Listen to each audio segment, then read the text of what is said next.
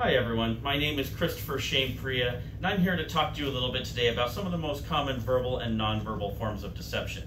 Now, the practice of deception is as old as mankind itself. All you have to do is look at texts such as the Bible. The very first story involves Adam and Eve and how they lied to God about eating the forbidden fruit out of the Garden of Eden. This practice of deception is done pretty much every day. It's part of our normal human traits. Sometimes it's done just to comply with social norms, such as telling little white lies, or in other cases there's an actual intent to cause harm behind it. Now, if you are able to recognize what these forms of deception are, it can help save you from embarrassment, protect your finances, or even possibly save you from physical harm if it comes to it. Some of the ways we're going to examine deception, common indicators are physical responses, text analysis, which involves sentence structure, and patterns inside of speech and the details involved in locating deception. So let's start first with looking at the physical responses of deception.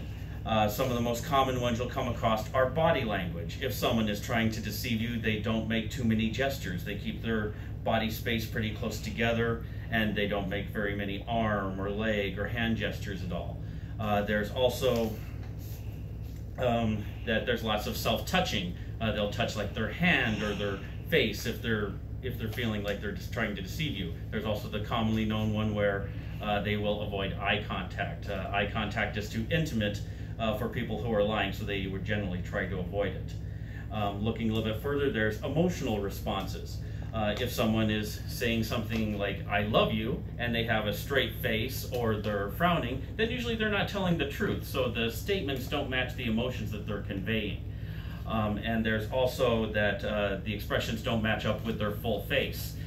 They'll either just smile or something with the corners of their mouth, but their whole face doesn't reflect the emotions that they're trying to put forth to you. And that can be an indicator that they're not being honest. And one of the very complex areas of deception involves eye gestures.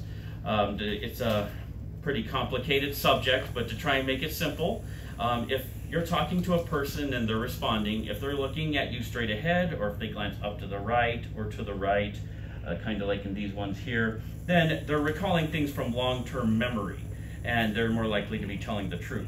If they look down and to the right, they're conducting an inner monologue where they're basically talking to themselves. Down and to the left, they're going through memories such as feeling or smell or taste, things of that nature. The ones to look out for are if they look to the left or up and to the left. Those are ones where they're constructing images in their head that don't exist in memory, whether it's a visual image or an auditory image. So a good example would be, say if you have a child, they come and ask you for a cookie and you say, "Well, what did your mom say?" If they look to the left, they're constructing the image in their head, they're not recalling it, so they're likely to be lying. Where if they look to the right, they're recalling their memory of it, and so there's a better chance that they're telling the truth.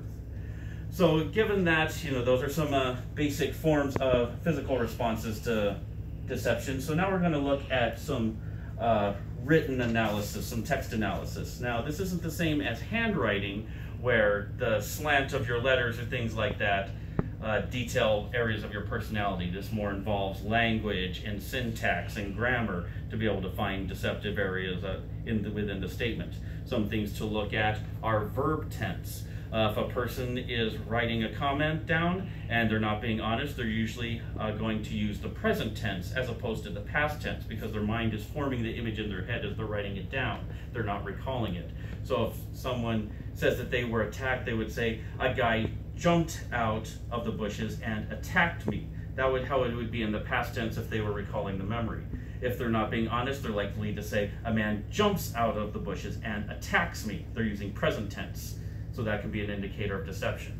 There's also sentence length within the sentences themselves. Most sentences average about 10 to 15 words. So if you're finding sentences either short or going excessively long, that can mean that there might be something suspicious contained within there. And there's also the narrative balance. Most statements have beginning, middle, and end, a prologue, event, aftermath. If you're finding one of these seems a little short, there may be areas left out. If it's a little long, there may be false information added to pad the report. This is why police officers will often require a written report in addition to a spoken one, so they can match up the two and compare them and see if there's any areas of deception that wasn't present before. So given that, those are a few indicators of text analysis, and now we'll go to actual speech, where you're one-on-one with someone and talking to them face-to-face. Some of the things to look for are if they answer questions with questions. They're trying to deflect attention away from themselves, and so therefore they'll ask that question back. They may use euphemisms, which are alternate terms for things. Like they may something is missing instead of stolen, or that it's was bumped instead of hit. They try and tone it down. They may also use equivocation, which is kind of non-committal words like I suppose, I believe, I guess, things of that nature. They may also use oaths to try and convince you. So if someone swears they're telling the truth, more than likely they're probably not. And there may also be a general lack of details in their comments. Most false statements are fairly short and brief, so the shorter the statement, the more suspect it may be. And in the end, if you're suspicious of someone and you're talking to them, just change the subject. If they lose that stream of consciousness, then they will usually have their story fall apart pretty quickly after that. So those are just a few of the common forms of deception, both verbal and nonverbal. Again, the ones we looked at were physical expressions, text analysis, which involves sentence structure, and details within speech patterns. Now, any of these by themselves isn't an indicator someone is lying. It just should act as a red flag to tell you that you should pay closer examination to their statement and compare that to their normal behavior. Because if you're able to identify these tendencies, you'll have a better opportunity to avoid the negative consequences that usually is associated with them. Now, most people have these tendencies inside them, whether they like to admit it or not. So we are all actually better able to understand them than we truly realize. Well, thank you very much. I appreciate your time.